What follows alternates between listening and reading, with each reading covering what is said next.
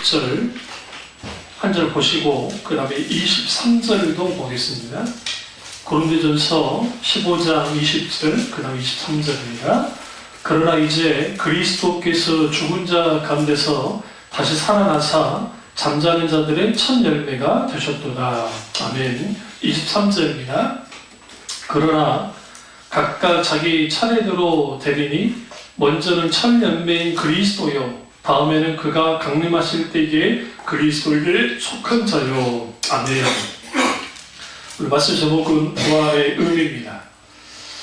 우리가 성경을 보시면 족보가 나오죠. 아브라함이 이삭을 낳고 이삭이 야곱을 낳고 야곱이 요셉과 그의 형제들을 낳고 라는 말씀이 계속 나옵니다.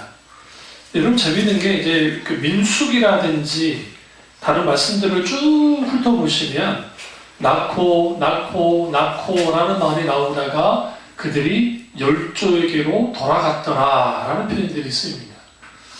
사람이 한번 태어나고 난 다음에 결국 마지막 죽음이 있습니다.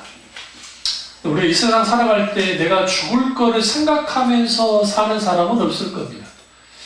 실제적으로는 21살까지는 모든 거의 대부분의 세포라든지 살아납니다. 그러나 21살 기점으로 이제는 노화되기 시작합니다. 그 속도가 늦긴 하지만 죽어가는 거야. 그러니까 모든 인간은 나는 잘 살 거야, 살아가야지 라고 생각하면서 합니다. 그러나 정작 모든 인간은 이 땅에 태어난 순간 죽음을 향해서 달려갑니다. 우리가 예수를 믿는다는 거, 예수를 믿고 구원받았다는 게 뭘 의미할까요? 단순히 내가 천국 가는 겁니까? 네. 예수님이 이 땅에 하나님 우리를 선택하고 부르셔서 구원하신 것은 너 목사하고 너 장로하고 너 권사하고 안수집사하고 집사해서 열심히 일하다가 죽어라고 주님 우리를 부르신 게 아니에요. 단순히. 물론 주님 우리를 사명 주셔서 그렇게 할 수 있겠지만 주님이 우리를 부르신 것은 영원한 생명을, 이 땅에 태어나신 것은 영원한 생명을 누리도록 하기 위함이에요. 이게 가장 중요합니다. 세상 종교에서 그 유명한 사람들, 어마어마한 사람들, 이 땅에 태어나서 엄청난 업적을 남기지만 그들은 결국 죽었습니다. 스티븐 호킹이 죽었잖아요. 이번에 얼마 전에. 근데 여러분 아이러니한 게 뭐냐면 그가 뭐라 했냐면 하나님은 없다 그랬어요. 아무리 찾아봐도 그가 우주 물리학자니까 아인슈타인 이후에 아주 그러니까 그 뒤를 이을 만한 사람, 그러니까 상대성 이론을 특수 상대성 이론이라는 걸 만들어내 같이 하는 대단한 사람입니다. 하나님 없다고 그랬어요. 근데 그 사람이 어디에 묻힌 줄 아세요? 캠브리지 그 사원에 교회 사원에 묻혔어요. 물론 거긴 찰스 다윈도 있습니다. 뉴턴도 있고. 뉴턴 잘 알죠? 만유인류의 인류의 법칙. 뉴턴은 크리스찬이었습니다. 찰스 다윈은 우리가 너무나 잘 알듯이 유물론을 주창했던 사람이고, 찰스 다윈과 그 동시대의 사람들 중에 다윈뿐만 아니라 유물론을 주창했던 사람이 꽤 있었어요. 그가 먼저 종이기운을처럼 먼저 냈기 때문에 그가 유명해진 건데, 하나님을 아예 부인하고 한 사람 아닙니까? 이 땅에 기독교 신앙이 무너지는 가장 근본적인 원인 중에 하나는 유물론이에요. 특별히 진화론. 그 유물론이 배경이 된 게 진화론이고, 인간은 원숭이, 인간은 우연의 산물이면 굳이 하나님 믿을 필요 없잖아요. 굳이 천국 없잖아요. 그냥 우리가 즐기며 살면 돼요. 오늘 오후 예배 때 이제 그 설교를 하겠지만 하나님 문관에 어제 제가 비추는 게 있어서 낮에 좀 말씀을 쭉 준비를 했는데 그 중에 하나가 뭐냐면 우리가 그리스도인들의 문화를 오늘날의 세태를 정확하게 읽어내야 되는데 그 읽지 못하는 거예요. 그 부분을 제가 오늘 읽어드리도록 하겠습니다. 그런데 우리가 이 땅에 아무리 유명한 사람도 잘난 사람도 죽음을 이기지 못했습니다. 고타마 시타르타라고 하는 스카모니도 그가 마지막 열반을 할 때, 그들의 교리상 열반을 할 때 그가 해탈했다고 하지만 마지막 그가 남긴 바는 하나입니다. 없다는 거예요. 모든 것은 무로 돌아간다라는 겁니다.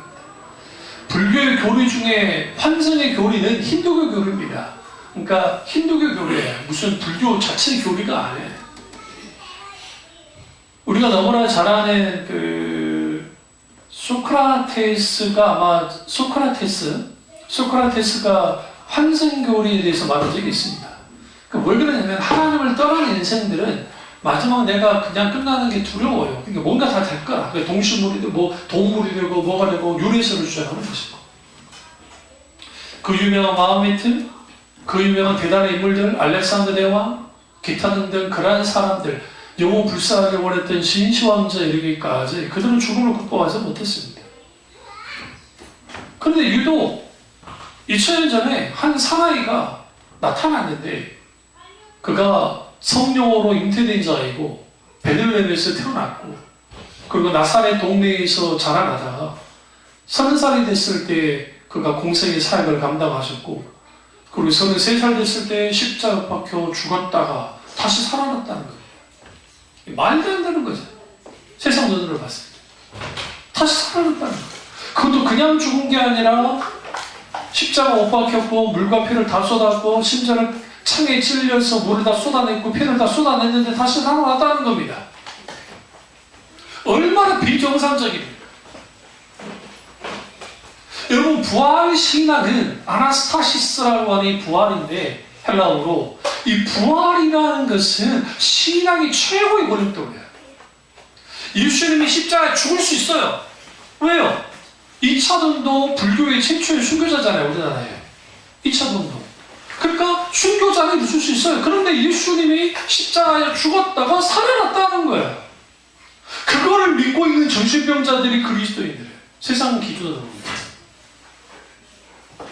여러분, 부활을 믿습니까? 왜 아멘 들어오시죠? 그럼 여기 나오실 이유가 없어요. 뭐하라고 교회 나옵니까? 오늘 예수님이 그 말씀하잖아요. 사도 바울을 통해서 먼저 주님이 부활의 첫 열매가 되시고 다음은 그리스도가 강림하실 때 그리스도께 속한 자들 그들이 부활할 것이다 라고 주님 말씀하십니다. 부활 신앙이 무너지면 모든 게 다 무너집니다. 제가 신학할 때 80년도 후반 90년도 초에 제가 신학을 할 때에 그때 신학을 할 때에 자유주의 신학을 하는 교수님들의 절반이 부활을 믿지 않는다 그랬다. 이 사람들이 비겁한 사람들인 거예요.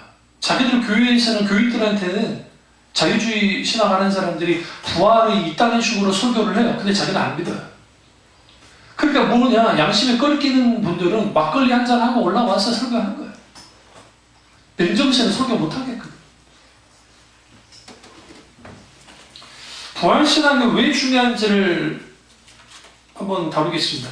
왜냐하면 구원과 직결됩니다. 로마서, 이걸 딱 잡아두시고 로마서 10장 10절입니다. 9절. 로마서 10장 9절. 내가 만일 내 입으로 예수를 주로 시인하며 또 하나님께서 그를 죽은 자 가운데서 살리신 것을 내 마음에 믿으면 구원을 받으리라. 예수님이 부활하신 것을 믿어야 구원을 받아요. 무슨 신학대학 교수 아니라 뭐가 되어줘도 부활을 믿지 않으면, 부활신앙이 없으면 그 사람은 구원받지 못해요. 절대로. 그래서 로마서 10장 이 9절에 있는 이 말씀이 부활신앙이 얼마나 중요한지를 말하고 있어요. 기독교가 지금까지 존재해왔던 이유는 예수 그리스도의 십자가의 죽음과 예수 그리스도의 부활 때문이에요. 교회의 출발을 많은 사람들이 성령 강림으로 생각하는데 그건 맞긴 해요. 표면적으로는 성령 강림인데 사실은 교회의 출발은 예수님의 부활이에요. 왜요? 부활 없이 성령 강림은 있을 수 없었고 부활 없이 예수님의 재림의 역사가 나타날 수 없기 때문에 그러니까 십자가와 부활과 성령 강림과 주님의 재림은 연결되어 있어요. 하나. 그래서 우리는 부활을 믿어야 돼요. 그러면 세상 어느 종교도 부활에 대한 교리를 갖고 있거나 주장하는 종교가 없습니다. 그들이 주장하는 것은 내세에 천국 같은 게 있을 거다, 내세에 뭔가 좋은 것이 있을 거다라고 주장하는 정도입니다. 고린도전서 15장 19절을 한번 찾아보시죠. 고린도전서 15장 19절.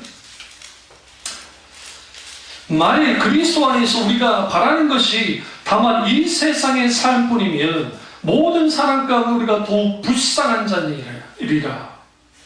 이 말은 무슨 말이냐면, 만일 예수, 이제 부활에 관한 말씀인데, 만일 죽은 자의 부활이 없다고 한다면, 다시 그리스도께 다시 살아난 일들이 없다고 한다면, 우리의 믿음은 헛된 것이고, 우리는 여전히 죄 가운데 있을 뿐만 아니라, 예수 이름을 믿다가 죽었던 사람들을 망할 수밖에 없고, 이 세상의 삶뿐이면 모든 사람 가운데 우리는 더욱 매우 불쌍한 자인 게, 세상 것 누릴 거 못 누리고 살잖아요.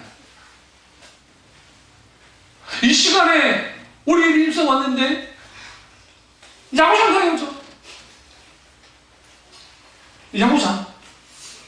열성 팬들은 야구 시작할 때 가지 않습니다. 그 전에 갑니다.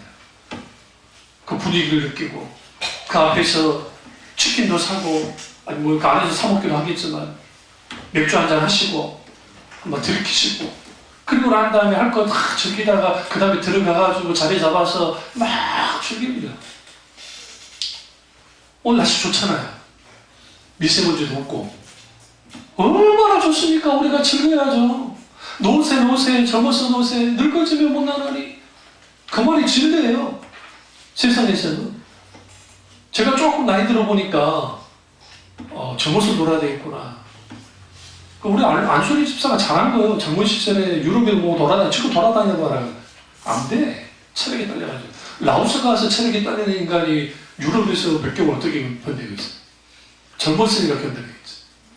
그러니까 그렇게 막 놀아야죠. 얼마나 불쌍해요. 그것만입니까? 교회 와서 헌금도 해야지. 얼마나 돈 아깝습니까? 안 그래요? 다른 데는 돈 받고 다니는데 교회는 돈 내고 다녀야 돼요. 이거 부르는 거예요, 이거. 왜요? 만약에 정말 하나님이 계시지 않는다고 한다면, 안수봉 목사가 불행한 사람이에요. 제 꿈은 목사가 아니에요. 저는 목사하면 진저를 쳤던 사람이에요. 왜냐면 저희 집안이 목사님들이 계셨고, 그분들이 찌질찌게 가난하게 힘들게 사는 것들을 어릴 때부터 봤어요. 우리 고모 집에 구리에서, 지금 이제 목포에 크게 하셨지만 구리에서 목회하실 때, 아이고야 세상에, 애들이 이제 사촌 누나들도 있지만 그 밑에 있는 남자들 둘이 뭐 진짜 거저예요. 반 거저예요. 우리 어머니가 짠하니까 거기 놀러 가가지고 돈도 드리고, 그 다음에 필요한 거, 촌이니까 필요한 게 사기가 쉽지 않잖아요. 그거 사다 가서 바리바리 싸갖고 가가지고 다 주고 오는 거. 그럼 마지막 헤어질 때 되면 고모가 울어요. 엄마도 울고. 그러니까 그 모습을 제가 어릴 때 봤으니 목사하고 싶겠어요? 실제로. 더더군다나 우리 어머니가 워낙 목사님을 잘 섬겼기 때문에 어릴 때부터 원로 목사한테 시작해서 하셨기 때문에, 그러니까 목사님들이 사는 그런 것을 많이 봤어요. 그러니까 교회를 클 때 너무 고생하시는 거예요. 사람들 속썩이니까 그걸 그렇게 해가지고 막 얼마나 속을 쓰겠으면 목사님도 수술도 하고 사모님도 수술도 하고, 그런 걸 내가 어릴 때 보니까 이게 못할 짓이요. 그러니까 나 같은 사람은 목사하면 안 돼. 그러니까 나는 꿈이 말 그대로 교수였어요. 교수. 대학교 교수. 유학 갔다 와서 그렇게 공부를 해가지고 나는 교수하고 싶었어요. 근데 하나님 부르셨으니까 이 땅에 왔는데 그처럼 불행한 사람이에요. 제 인생 헛산 거예요. 차라리 내가 하고 싶은 거 하면서 살걸. 뭐가 없으면요? 부활이 없으면요? 부활이 없으면. 그럼 오늘 우리가 부활신앙을 간다는 막연히 예수님이 부활하셨어가 아니에요. 사망 권세를 이기고 주님이 부활하셨습니다. 그 부활은 왜 중요하냐면, 아담과 하와가 타락하고 난 다음에 뭐가 들어왔어요? 죽음이 들어왔죠. 죽음이 들어왔는데 그 죽음이 들어온 것을 이긴 거예요. 사망을 이겼다고요. 뭐가? 예수 주님의 부활이. 이걸 영원한 생명이라 해요. Eternal life. 영생이, 하나님이 주신 영원한 생명이 뭘 이겼어요? 사망 권세를 이겼어요. 그래서 사도 바울이 이렇게 말합니다. 사망아, 네 쏘은 것이 어디 있느냐? 사망을 조롱을 해요. 기독 신앙은 죽음을 단순히 극복하는 신앙이 아니에요. 우리가 극복할 수 없잖아요.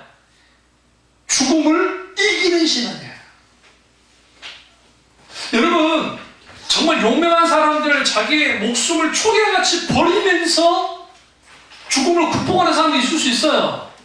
자기 죽음을 딱 하면서. 그러나 죽음을 이길 수 있는 분은 오직 하나님 그분밖에 없어요. 그분이 예수님이에요. 그분이 하나님이시기 때문에.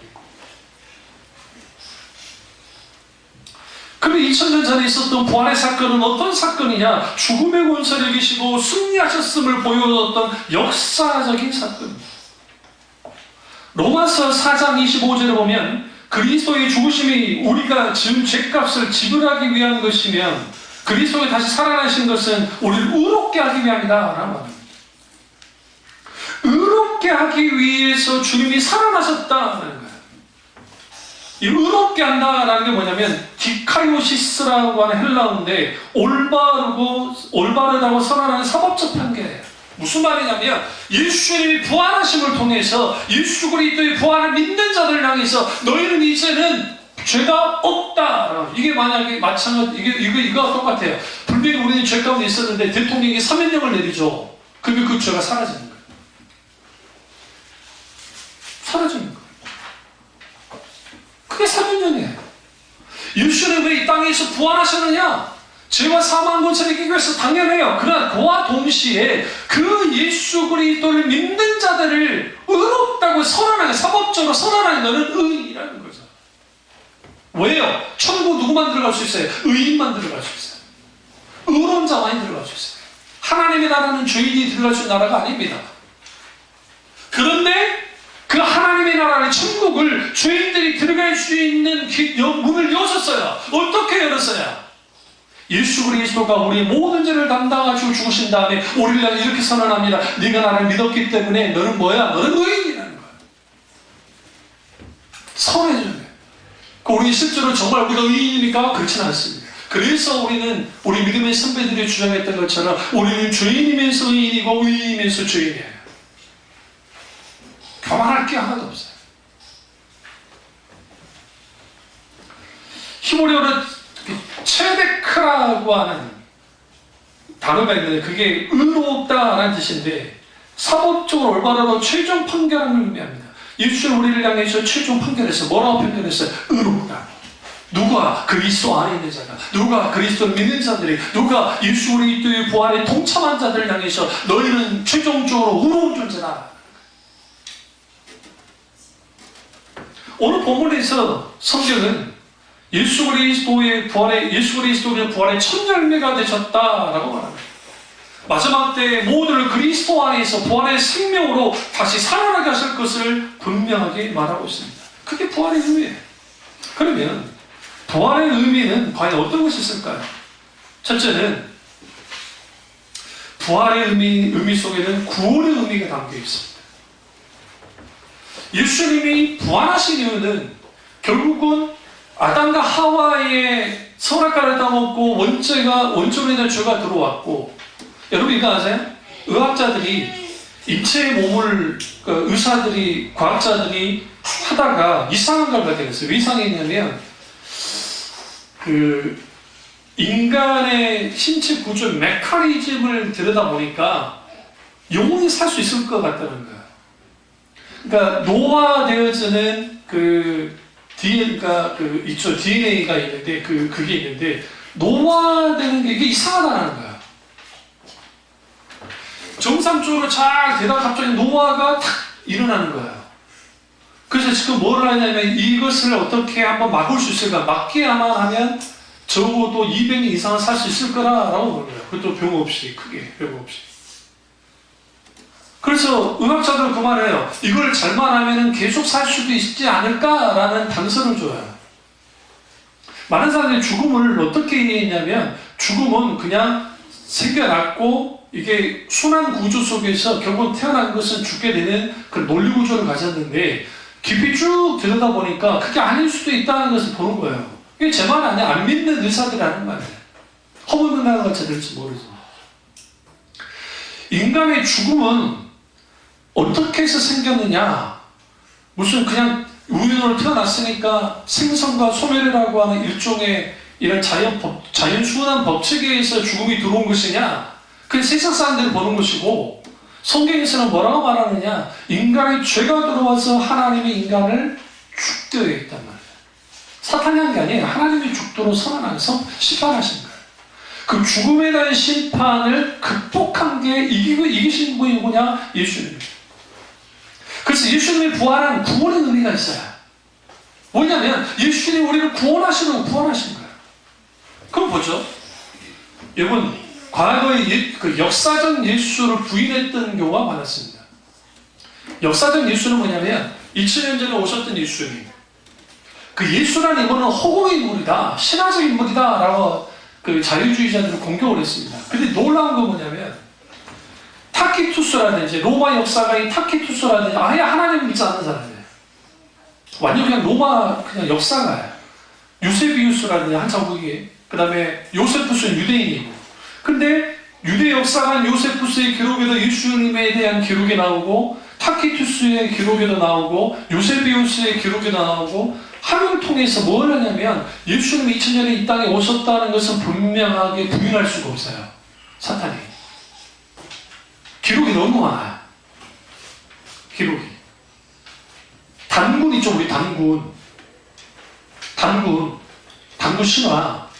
단군이 어떤 역사적 인물입니까? 그걸 주장하는 사람들이 단군교라든지 그 사람들이 주장하는데, 단군이라는 것은 후에 많은 역사가들이 뭐라고 보냐면, 이게 신화적 인물이긴 하지만 우리 왕 하죠. 왕, 황제, 왕, 카이사르, 파라오 라는 그런 명칭일 것이다 라고 많이 봐요. 요즘 역사학자들 그렇게 보는 경우가 많다. 실존 인물인지는 몰라요, 우리는. 근데 예수님은 실존 인물이에요. 그러니까 사탄이 예수님이 이 땅에 오셨던 것에 대해서는 이걸 부인할 수가 없는 거예요. 그러니까 메인 공격을 어디에다가 두느냐? 부활이에요. 그리고 또 하나는 동정녀 탄생이에요. 성령으로 잉태하는 거예요. 그래서 만들어낸 게, 사탄이 교묘하게 만들어낸 게, 그러니까 예수는 그 마리아가 로마 부인한테 겁탈을 당해가지고 그걸 쉬쉬하다가 태어난 게 예수다. 그래서 유럽에 현재 예수의 후손이 있는데 그들이 예수의 후손이다. 그렇게 주장하는 사람이 있어요. 네. 그러니까 예수님이 이 땅에 태어나신 것에 대해서 뭐 하느냐? 계속적으로 공격을 하고, 또 하나는 예수님의 애인이 막달라 마리아하고 막달라 마리아 사이에서 자손들이 태어났고 그들이 유럽의 어디인가 살고 있다 하더라. 이게 다 영주주의 이단들이 만들어낸 거예요. 이단들. 그런데 가장 문제는 뭐냐면 부활이에요. 부활. 이게 믿을 수 없는 거예요. 여러분, 솔직히 우리 어렸을 때 부활절 때 달걀 줬을 때 유정란 준 거 아십니까? 우리 지금 다 무정란이잖아요. 유정란. 그리고 그 안에 어쩔 때는 나와요. 삐약기가 생생보다 많은 삐약기가 나오기도 해요. 그게 난리 나는 거지. 네. 그런데 달걀을 이렇게 한 거는 이제 그냥 상징적 의미죠. 부활했다라는 의미로서 그러는 건데, 잉태됐다, 이제 부활했다. 그런데 예수 그리스도의 부활만큼 공격을 당한 게 없는데, 놀라운 것은 예수 그리스도의 부활만큼 증인도 쉴 수 없이 많아요. 그게 성경에서 뭐라고 하느냐?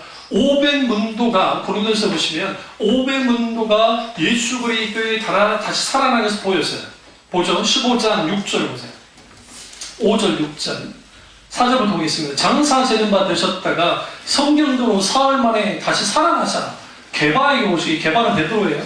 게바에게 보이시고 후에 12 제자에게 와 그 후에 500여 명에게 일시에 보이셨나니 그 중에 지금까지 대다수는 살아있고 어떤 사람은 잠들었으며 그 후에 야고보, 이 야고보는 누구냐면 예수님 동생 야고보예요. 사도 야고보가 아니에요. 예수님 동생 야고보에게 보이셨으며 그 후에 모든 사도에게와 맨 나중에 만삭되지 못한 자 같은 내게 누구 사도 바울에게도 보이셨느니라.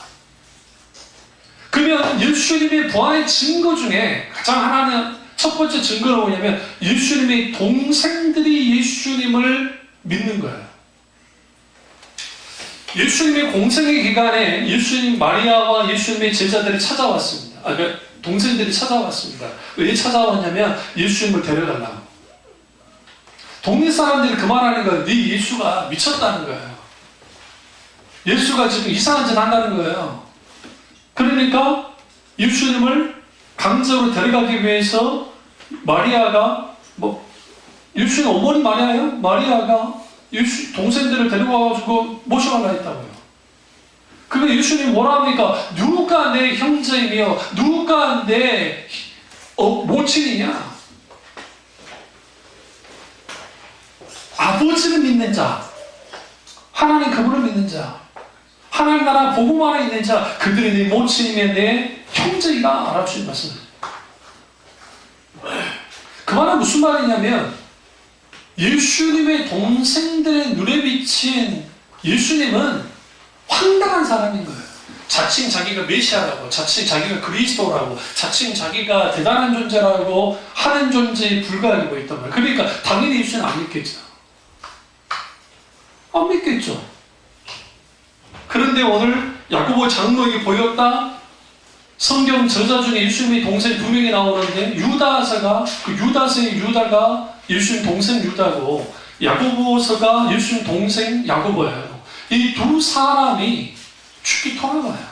당연히 다른 동생들 예수님이 돌아와요. 그럴 수 있었던 배경 중에 하나는 예수님이 죽었잖아요. 그러니까 형제들의 도리로 의해서 예수님을 장례식이 치르기 위해서라도 왔어야 됐어요. 그런데 예수님이 살아나셔서 보여줘 버렸단 말이에요. 부활하신 주님을 만났어요. 그들은 예수님을 부인할 수가 없다고요. 예수님이 공생의 기간 동에 있을 때에는 그들은 예수님을 믿지 않았다가 예수님이 부활하시고 보여주자 그들이 예수님을 믿었다고요. 또 하나는 500명의 증인이에요. 이 부분에 대해서 요세푸스가 하나님을 믿지 않았던 요세푸스가 뭐라고 하냐면 나사렛 예수 그리스도가 살아났다고 하는데 그가 부활한 예수다. 그가 메시아다 라고 기록해버립니다. 그 사람은 바리새인이에요. 유대 종교 사람이에요. 근데 왜 그렇게 기록할 수밖에 없었냐면 그가 부활하지 않았다 한다면 어떻게 예루살렘에서 그 엄청난 하나님의 부흥이 일어날 수 있냐는 거예요. 부활의 증거로서. 어떻게? 그냥 만들어낸 말이라고 한다면 그로 끝나버렸을 텐데 거기에 부활하신 주님이 40일 동안 하나님 나라의 복음을 전하시면서 가르치시면서 거기에 그 허다한 증인들이 있었고 그 증인들이 예수님의 부활을 뭐예요? 증거했어요. 그리고 그것을 통해서 폭발적인 하나님의 부흥 역사가 나타났습니다. 이걸 유대인이었던 요세푸스가 인정을 했다고요. 그가 부활하신 예수 그리스도, 그가 메시아다, 한마시아, 메시아다. 그게 증거가 돼요. 그러면 왜 많은 사람들이 예수님의 부활을 믿지 않느냐? 성경에 기록된 대로 제자들을 훔쳐갔다는 거죠. 그래서 이렇게 주장해요. 이게 환각설 전체가 너무 슬픔에 안겨서 예수님 부활했다고 하는 환각설이 하나 있고 환상에 빠졌다. 집단암시 속에서. 또 하나는 거짓말했다는 거야. 예수님은 진짜 부활한 건 아닌데 훔쳐가지고 예수 부활했다고 소문을 터뜨린 거야. 이게 이제 누구예요? 그 종교 지도자들이 돈 주고 경비병들에게 했던 말이 그대로 먹혀 들어간 거고 또 하나는 뭐냐면 예수님을 바꿔치기 했다는 거죠. 예수님과 비슷한 사람을 대신 죽게 하고 후에 예수님이 짠하게 나타나고 내가 부활했다 보여줬다는 거야. 종교적인 쇼를 했다는 거죠. 이쪽에. 그리고 또 세 번째는 뭐냐면, 네 번째는 뭐냐면, 이거예요. 그들의 바램이었다는 거예요. 종교적 바램.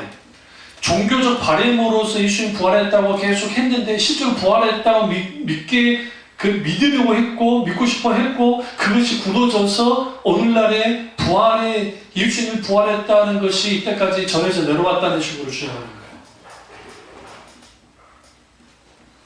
여러분 부활의 증거 중에 또 하나는 뭐가 있을까요? 예수님이 십자가에서 딱 죽으셨을 때, 딱 다리로 딱 죽었을 때 죽었던 자들이 매장됐던 자들 딱 살아나 버렸잖아요. 근데 성경이 뭐라 합니까? 예수님이 부활하신 다음에 그들이 드러났다 했어요. 그들을 드러냈다. 이게 부활의 증거가 돼요. 그래서 예수님의 부활을 통해서 부활의 첫 열매가 되심을 통해서 주님이 뭐예요? 구원의 의미를 보여주셨고, 요한복음 11장 25절 26절에 나는 부활이요 생명이니 나를 믿는 자는 죽어도 살겠고 무릇 살아서 나를 믿는 자는 영원히 죽지 아니하리라. 예수님은 이미 공생의 기간 속에 나는 부활이다 라고 주님 말씀하십니다. 그분이 생명이시죠. 두 번째로 부활의 의미는 승리의 의미를 갖고 있습니다. 죽음을 완전히 정복하고 승리하신 겁니다. 우리가 그리스 그 신화 같은 데 보면 하데스가 죽음의 신, 지옥의 신입니다. 그리고 제우스가 있고 그 다음에 포세이돈 바다의 신이 있고, 그러한 이 신화들을 보시면 이게 이제 그대로 로마 신화하고 연결이 되는데, 근데 어느 누구도 죽음을 극복하지 못해요. 우리 그 아켈루스 아시죠? 아킬레스건을 낼 때 아켈루스, 그 사람은 영웅주의 영웅이고 어떤 칼이나 창을 맞아도 죽지 않은 사람인데, 그 사람이 우리 여기 뒤에 있는 이 아킬레스, 여기에만 이제 약점이 있었고 여기에 창이 꽂혀가지고 죽어버려요. 그러니까 어디로 가면 지옥이 아니라 이제 죽음의, 그러니까 말 그대로 지옥의 그 지키는 사람이 이제 존재가 되는데, 그 존재가 됐을 때 호메르스가 이제 어떻게 해서 지옥에 가가지고 아킬레스를 만나요. 그러면서 아킬레스는 뭐라고 하냐면, 당신은 이제 당당하게 지옥의 이 수문장으로서 이렇게 지키고 있는 용사 중에 용사로 있으니까 정말 부럽습니다 라고 하니까 이 말하잖아요. 무슨 소리냐,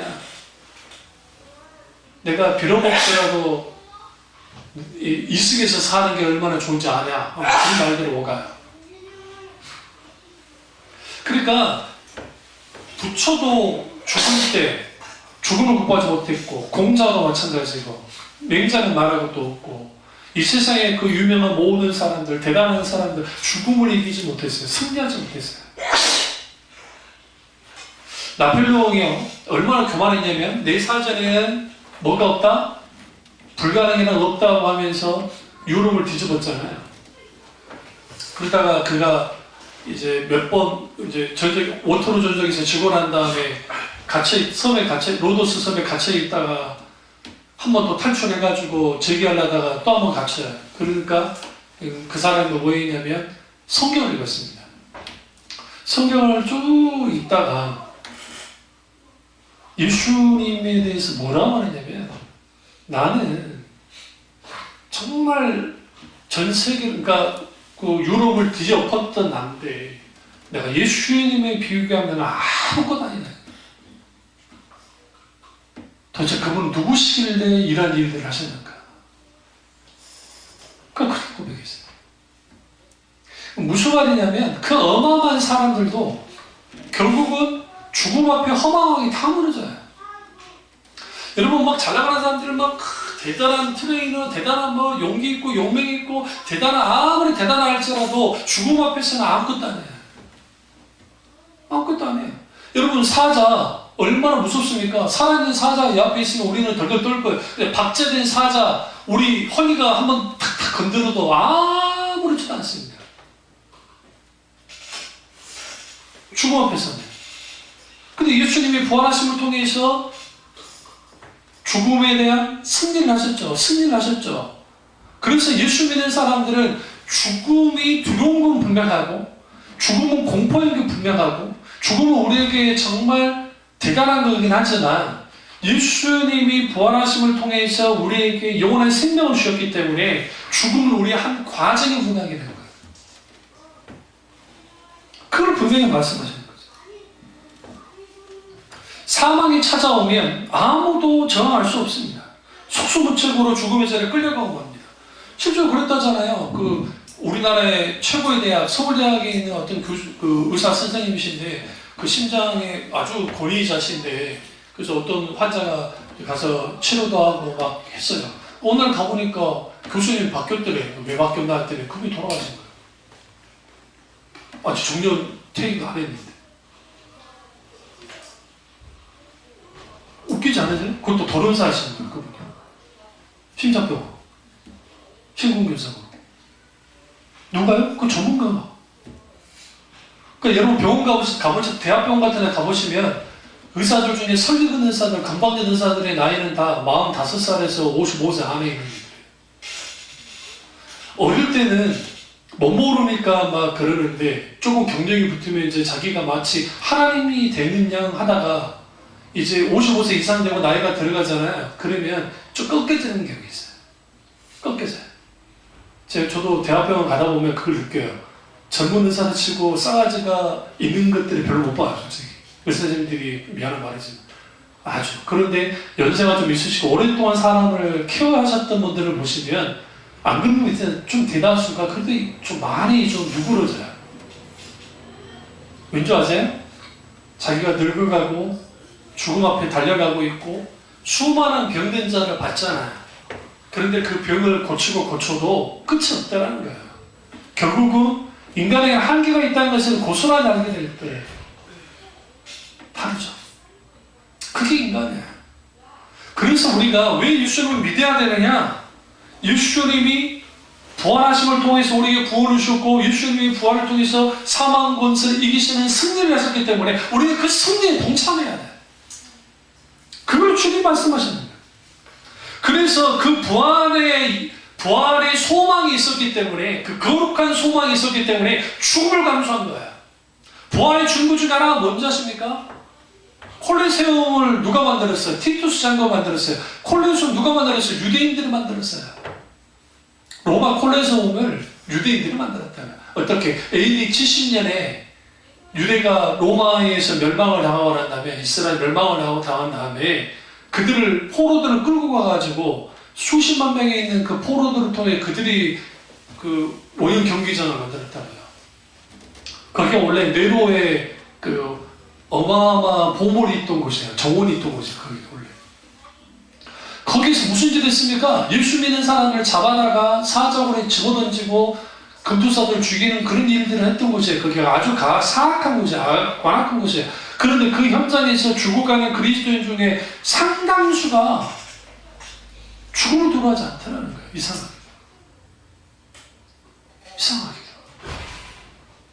어떻게 죽음을 이기는 신앙이 있을 수 있냐는 거예요. 어떻게? 그때 기록한 역사가들의 기록들을 보시면 참 이상하다. 물론 변절자들도 많았지만 참 이상하다. 저것들은 그리스도인들은. 저들은 제3의 인종 혹은 제4의 인종이다. 저 사람은 헬라인도 아니고 유대인도 아니고 그렇다고 해서 로마 사람도 아니고 제3의 인종이다. 왜 제3의 인종이냐? 이들은 이 세상 사람 같지 않다. 왜 이 세상 사람 같지 않느냐? 그들은 신앙 때문에 목숨에도 기꺼이 내던져버린다. 어떻게 할까, 저들? 어떻게 하면 좋을까?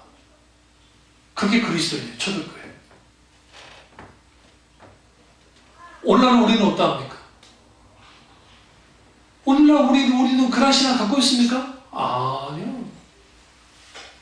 왜 그런 신앙을 갖고 있었을까요? 그들이 핍박받았으니까 아니에요. 그들이 분명하게 부활의 신앙이 있었어요.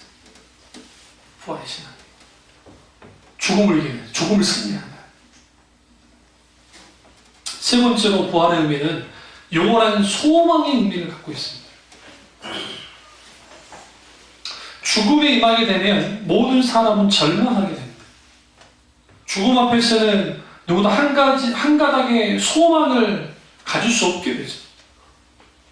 그런데 예수님이 죽었다가 다시 살아남을 통해서 부활하는 사실 앞에서 우리는 소망을 갖게 돼요. 만약에 무신론자들 말처럼 이 세상이 달아왔다면 우연으로 우주가 만들어졌고 하는데 여러분 놀라운 재밌는 게 여러분 무슨 뉴스 보다가 무슨 어떤 물리학자가 평창론을 주장했고 우주의 기원을 발견한 것 같고 화성에 어디 물이 있었는데 거기에 생명의 기원을 찾을 수 있을 것 같고 그런 말들이요. 이게 웃긴 게 뭐냐면 마치 사실인 것처럼 하는데 그게 가정이에요. 가설이에요. 그러니까 그 물리학의 법칙들이 있는데 그 대단하게 발견을 했는데 이게 여러분 이 모든 물리학의 법칙들이 우주로 탁 나가면 이게 통용되지 않아요. 그런 법칙이 굉장히 많아요. 그러니까 다 수정을 가는 거예요. 다. 계속해서 수정을 가요. 물어볼까요? 우리 지구가 위치가 어디에 있습니까? 여러분 아세요? 우리 우주 안에 살고 있잖아요. 우리 우주 중에 우리 어디에 위치해 삽니까? 그럼 그렇다 치고 우리 지금 태양계를 좀 넓혀가지고 우리 태양계 넓혔는데 우리는 위치가 어디에 있습니까? 우주가 이렇게 있다고 한다면 우리 가운데 있습니까? 가장자리에 있습니까? 어디에 있습니까? 몰라요. 현대 그 어마어마한 그 첨단 과학 장비를 인공기술을 쏘아가지고 거기서 보는데도 우리가 지금 어디에 위치해 있는지도 모를 정도로 우주가 커요. 그냥 이렇게 그림을 그려가지고 이렇게 어디 있을 거다 그런데 지금 우리가 관측하는 그 우주 크기 있죠? 그 정도 크기만의 우주이지가 않을 수 있다고요. 그보다 더 클 수 있어요. 그러니까 우리가 어딘지도 몰라요. 인간의 과학이 대단한 것 같아도 하나님 앞에는 하찮아요. 왜요? 주님이 하늘을 펴셨다, 북쪽 하늘을 펴셨다는 표현도 막 쓰면서 욥기서에 보시면 그 표현할 수 없는 하나님의 그 기록들이 있어요.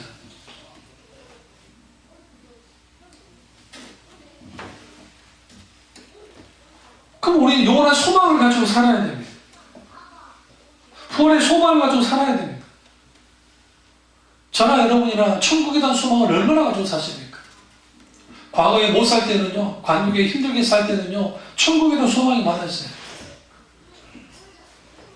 이 몸의 소망 무엔가 우리 주 예수뿐일세. 우리 주 예수밖에는 믿으리 아주 없도다. 굳건한 반석이시니 그 위에 내가 서리라. 그 위에 내가 서리라. 얼마나 위대한 사랑입니까? 이 몸의 소망이 무엇인가? 우리 주 예수밖에 없다. 정말 우리 주 예수밖에 없습니까?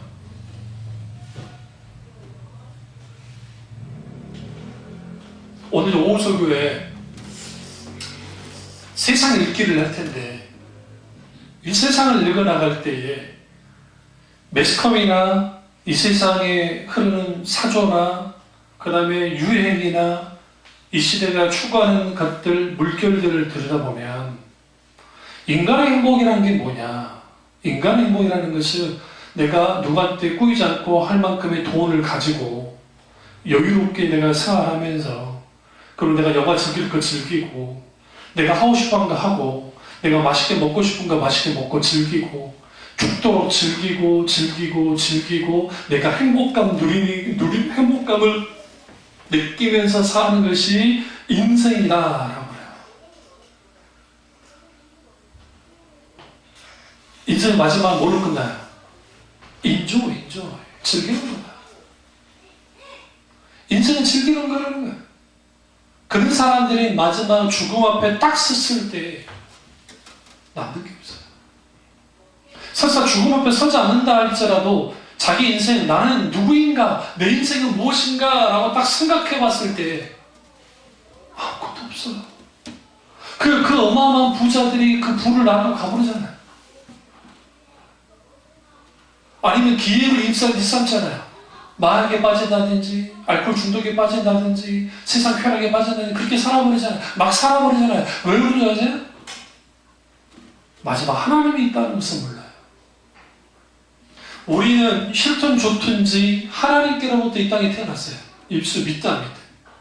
창조의 법칙 안에서 아버지와 어머니를 통해 태어났지만 거기는 하나님의 생명의 법칙 속에서 태어났고 이 세상에는 하나님 허락 없이는 태어날 수 있는 존재가 하나도 없어요. 설사 인간끼리 실수함에 있다 할지라도 그 속에서 하나님의 의중과 뜻이 있어요. 그리고 그렇게 태어났고 그렇게 살아와요. 그러나 마지막에는 하나님 앞에 살아야 돼요. 모든 인간이 한 번 죽음이 있대 마지막에 뭐라고요? 죽고 난 다음에 심판입니다. 하나님 앞에 살아야 돼요. 하나님 앞에 서게 될 때 부활의 소망, 천국의 소망, 영원한 소망이 있는 사람들은 다릅니다. 하늘 가는 밝은 길이 내 앞에 있으니, 이 찬양이요, 하늘 가는 밝은 내 앞에 있다는 거예요. 근데 예수 공로 의지해서 어떻게 해요? 내가 그 하늘 가는 밝은 길로 갑니다 라는 찬양이에요. 우리가 이 부활주일날 예수님 부활하실 때, 특별히 우리 교회 이번에 달걀은 구운 달걀인데, 특별히 큰 교회만 업체들한테 맡겨서 구운 달걀을 하는데 우리 교회도 특별히 구운 달걀을 했단 말이에요. 우리는 손수 자가로, 비싸니까 우리 교회 자가로. 그럼 그거 이제 부활절날 달걀 먹고 할렐루야 달걀 먹고 그러고 끝나면 뭐 그게 다 되는 겁니까? 아니면 필리핀이나 극단적인 카톨릭주의자들이 부활절 권한주간 되면 진짜 여기다 못을 받고 막 하면서 막 자기들이 인형 같은 뭐 성상 같은 거 해가지고 막 부활절을 하고 막 축제하면서 막 거기서 축제하고 막 하면 되는 겁니까? 아니요. 정말 예수님 부활이 나의 부활돼야 돼요. 그러면 그 부활의 신앙을 가져야 됩니다. 어떻게 가질 수 있습니까? 성령께서 우리 가운데 뭐예요? 부활 신앙을 가져다 주죠. 우리 그 부활의 믿음을 가짐을 통해서 우리는 결국은 뭐 하면서 살아야 됩니까? 부활 신앙을 굳건히 세우고 이 세상이 전부가 아님을 알고 영원한 생명을 이 땅에서부터 누리면서 살아야 돼요. 누구와 함께? 주님과 함께. 그 은혜가 저와 여러분 있기를 주님의 이름으로 축원합니다. 기도하겠습니다. 기도하실 때 주님